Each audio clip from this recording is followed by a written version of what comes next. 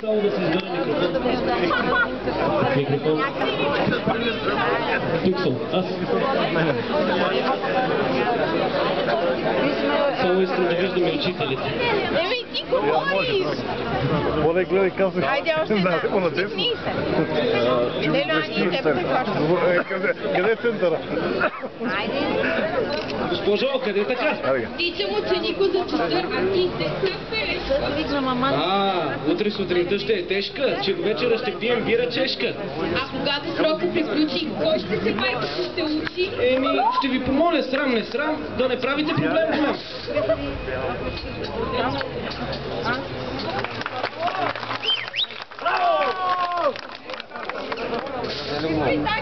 Специално за учителите. Не плачи, госпожо, не тъжи, че станах аз абитуриенти.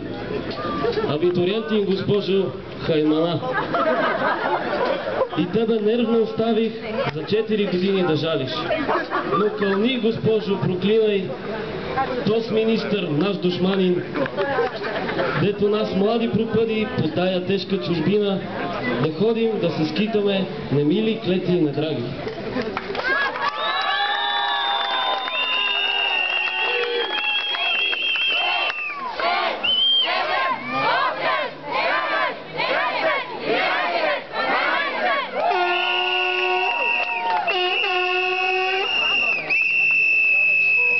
Давам думата за приветствие на Светомир Пънков, ученик от 12